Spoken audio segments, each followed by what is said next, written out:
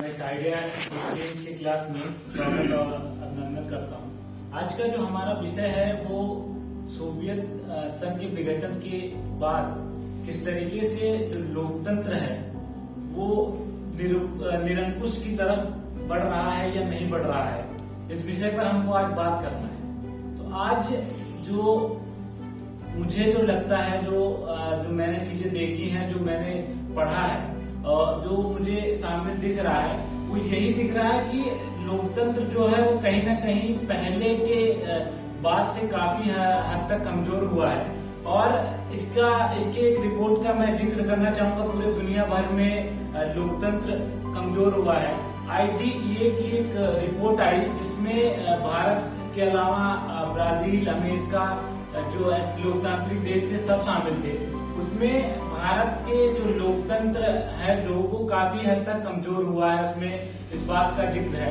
और सबसे ज्यादा उसमें जिस तरीके से अफगानिस्तान में नाटकीय रूप में अमेरिका की सेना जाने से पहले ही तालिबान का जिस तरीके से देश पर उन्होंने कब्जा कर लिया, वो भी कहीं ना कहीं एक लोकतंत्र का जो पार्ट था उसमें बहुत बड़ा एक धक्का लगा है लोकतंत्र।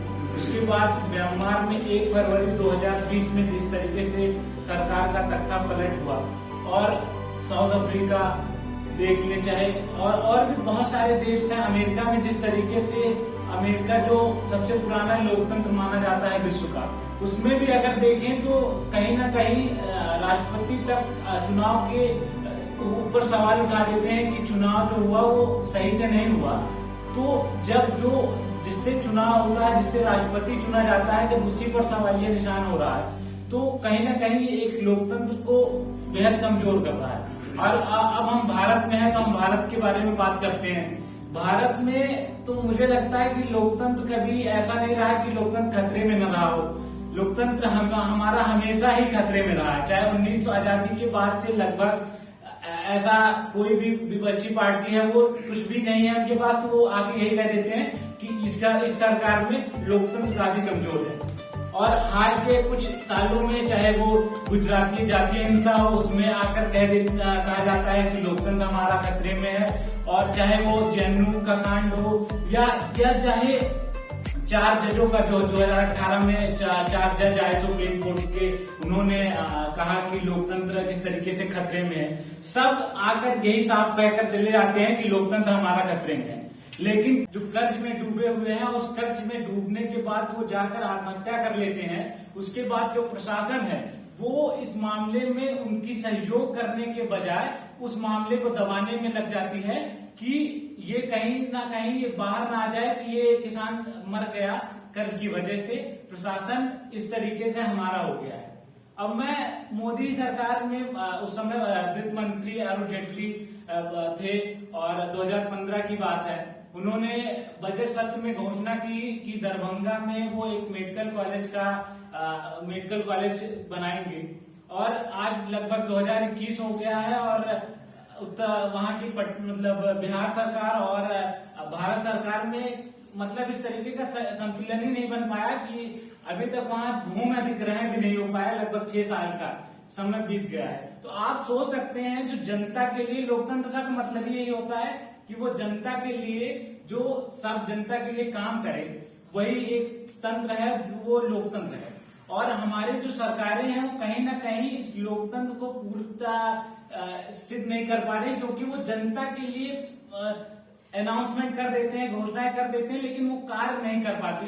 तो कहीं ना कहीं मेरा ये मानना है कि लोकतंत्र भारत का कमजोर हुआ है। और ये मुझे लगता है कि ऐसा चलता रहेगा, क्योंकि कोई भी सरकार आती है तो वो जनता के लिए उस तरीके से काम नहीं करती। कहते तो सब हैं, लेकिन कोई करके दिखाने वाला सरकार अभी तक मुझे जो लगता है कि वो आया नहीं है कि जो वो बात कहे वो पूरी करके अपनी जाए।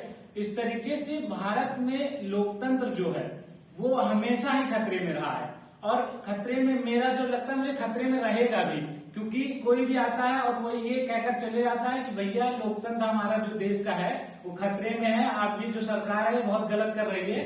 और ये सरकार जो है ये ऐसा है कि ये आपातकाल से भी गई गुजरी है, यहाँ आपातकाल लग चुका है।